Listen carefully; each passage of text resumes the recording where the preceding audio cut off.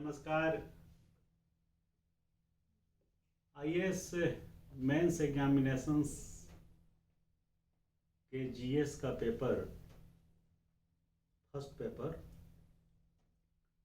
कैसे लिखें, कैसे जवाब को, रिप्लाई को प्रेजेंट करें, इससे ज़्यादा ज़रूरी है कि क्वेश्चंस में क्या चीज़ कहा जा रहा है उसको पहले समझें। अगर आपने क्वेश्चंस को ठीक से समझ लिया तो आधी से ज़्यादा लड़ाई आपने जीत लिया। लेकिन होता क्या है कि क्वेश्चंस की डिमांड क्या है ये हम ठीक से नहीं समझते। जैसे जीएस फर्स्ट पेपर का 2019 का पेपर है, क्वेश्चन नंबर 8 देखिए। बड़ा सिंपल है कहने में तो, लेकिन जब आप जवाब बनाएंगे तब आपको लगेगा कि वाकई बड़ा उतना सिंपल नहीं है जितना आप सोच रहे थे। ये कह रहा है कि क्या बात है जो भारतीय समाज को, अपनी संस्कृति को जीवित रखने में अद्वितीय बना देती है। चर्चा करना है खाली। What makes the Indian society unique in sustaining its culture? कहने का मतलब यह है कि वो क्या चीजें हैं, वो सब क्या फैक्टर है, वो सब क्या एलिमेंट्स हैं, वो सब चीजें क्या है जिसकी वजह से हमारी संस्कृति, जो भारतीय समाज को, अपनी संस्कृति को जीवित रखने में अद्वितीय बना देती है। तो पहले तो समझ लीजिए कि संस्कृति होती क्या है। तो संस्कृति कुछ नहीं है, culture is a learned behaviour, हम लोग पढ़ते हैं। संस्कृति सीखा हुआ व्यवहार है, कलेक्शन ऑफ बिहेवियर है, सेट ऑफ नॉर्म्स है, सेट ऑफ रूल्स है, सेट ऑफ वैल्यूज हैं, जिसको हम लर्न करते हैं, वो संस्कृति है। अब उन सब चीजों, पहले संस्कृति की डेफिनेशन होगी। संस्कृति क्या है हमारी? विश्व बंधुत्व, पंचशील का सिद्धांत, सांस्कृतिक बहुलवाद, सांस्कृतिक टॉलरेंस, सहिष्णुता, ये सब हमारी संस्कृति है। और इस संस्कृति को जो जीवित रखने में, सस्टेन करने में अद्वितीय बना देती है, उन चीजों के बारे में लिखना है।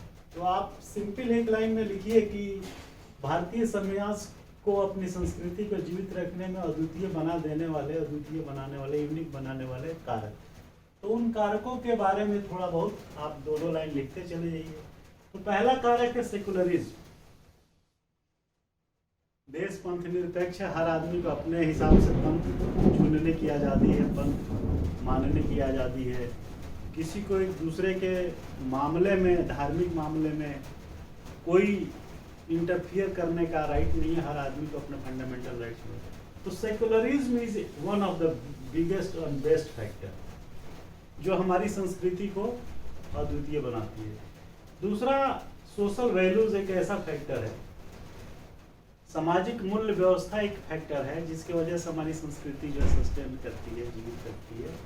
सांस्कृतिक मूल्य का मतलब यह है कि जो हाई डिग्री ऑफ नॉर्म्स है, जैसे बड़ों की सेवा करना, उनको देवता की तरफ मानना, बड़ों का आदर करना, शिक्षक को, गुरु को स्थान सर्वोपरि देना, ये सब हमारे वैल्यू सिस्टम है।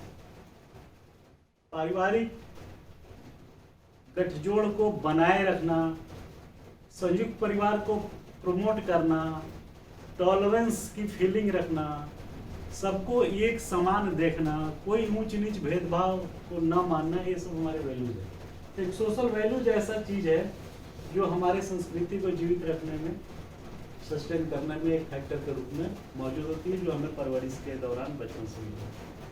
तीसरा, कुछ फंडामेंटल राइट्स हैं। ये भी हमारे राइट्स ऐसे दिए हैं संविधान में, मौलिक अधिकार। डायरेक्टिव प्रिंसिपल्स ऑफ स्टेट्स हैं जो भारतीय संविधान में है, आर्टिकल 36 to 51 है। तो ये दो फैक्टर जो कॉन्स्टिट्यूशंस में दिए हैं, इसकी वजह से भी हमारी भारतीय समाज की संस्कृति सस्टेन करती है। और इसमें बहुत सारे ऐसे एलिमेंट्स हैं जो हमारे भारतीय समाज की सोसाइटी में कल्चर को स्ट्रेंथन करती है। यूनिटी इन डाइवर्सिटी, भारत जो है विविधताओं में एकता का देश है, ये शुरू से पढ़ते आए हैं।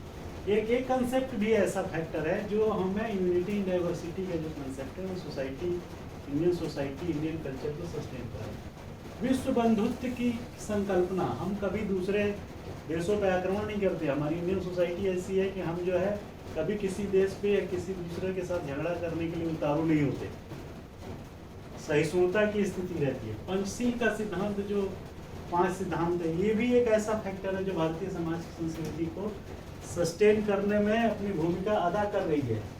इसके अलावा आप और भी बातें लिख सकते हैं, जैसे government policy.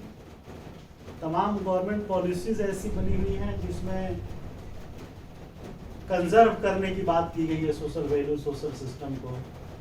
Democratic setup of government एक ऐसा फैक्टर है जो सबको जो है अपनी बात रखने की आज़ादी देता है, सबको अपनी बात कहने की आज़ादी देता है, सबको एक समान अधिकार देता है।